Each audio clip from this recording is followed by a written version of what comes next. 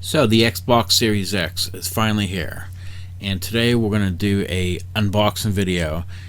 We're going to set the system up and we're going to talk about what do I think about it, whether it's worth buying or not. Here you have a piece of paper. This is all your legal stuff. Next you have this quick setup guide, which you really don't need because whenever you turn the system on, it's going to guide you on how to set the system up. Here you have your power cord and your ultra high speed HDMI cable. Now this is the same power cord as from the Xbox One X, and if you have the Xbox One X and you're just packing it up, you can actually use the same power cord from that for this system. Next you have the controller, which as you can see is actually very similar to the Xbox One X controller. It does have better grips on the back, and the D-pad is slightly improved. Plus now it has the share button on the front, which is a nice feature. Now it's time for the Xbox. As you can see, it's packaged in this black gift wrap, and when you open it up you get this black box. Now Xbox decided to go with this simple design. It's just a black box, and at first I wasn't really sure about it, but I think it's actually a really nice design. So on the front of the system you have your sync button to sync up your controller, a USB port, you have your power button, and your 4K Blu-ray drive. On the back of the system you have two more USB ports, an Ethernet port, it's where you plug your power cable in, and the HDMI cable. You also have a slot for the 1TB Seagate memory card, which they came out with. Now if that memory card is too expensive, which for me it kind of was, so the other alternative is to use a external hard drive for your system. For my Xbox One X I have a 8TB external hard drive attached to it, and all I did is I plugged it right into my Xbox Series X, and you don't have to format the hard drive at all. It just starts right up, and all the games I had stored on the hard drive, it will show up on my Series X.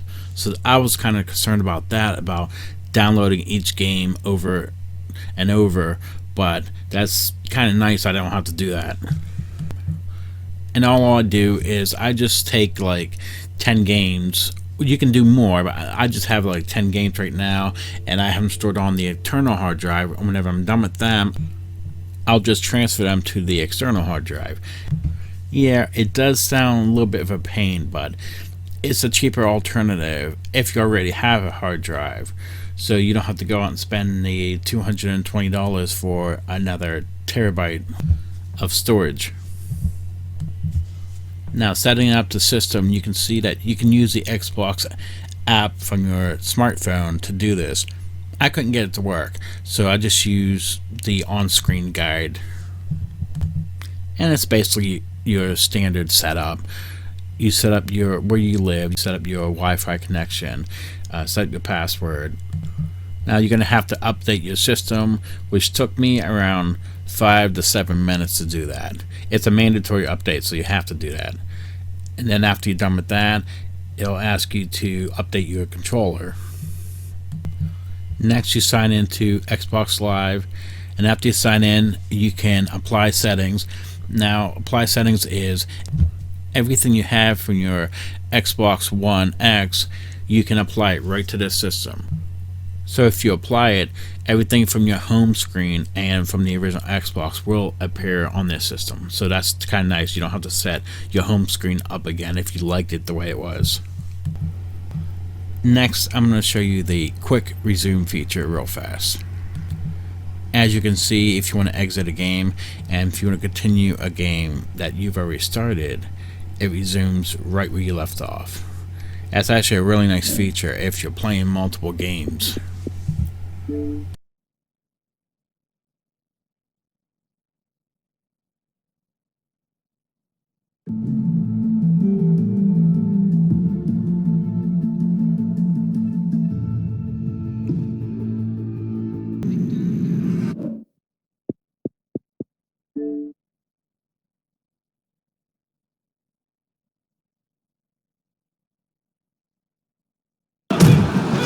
puncher versus the ultimate power puncher.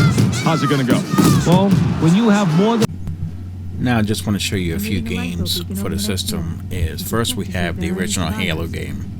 This is from the Master Chief Collection, and the game looked great on the Xbox One X, but it looks phenomenal on this system. Here is Forza Horizon 4, which, wow, I was blown away by playing this one. Now, if you have Xbox Game Pass, it's awesome because it's right on there. Plus, it will do an update and upgrade it to the Xbox Series X version. Look how great this game looks. It looks phenomenal. It really does. Here we have Maneater. This may not be the best looking game out there. I enjoyed this game. I thought it was fun. And here's Fight Night Champion. This was for the Xbox 360. And I believe this game came out around 2011 maybe? I cannot remember. But it's a pretty old game, and if you look at it, I mean, just look at this game. This game just looks awesome.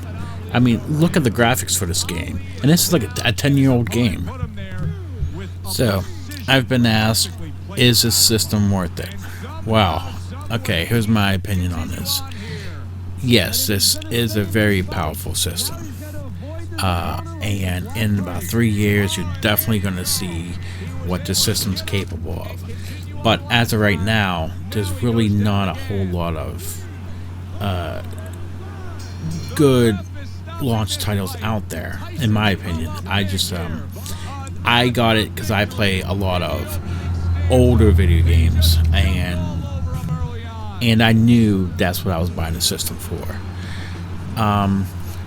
So I don't know. In my opinion, if you're buying it for newer games, I think you're probably better off waiting, because there's really not a lot out there right now.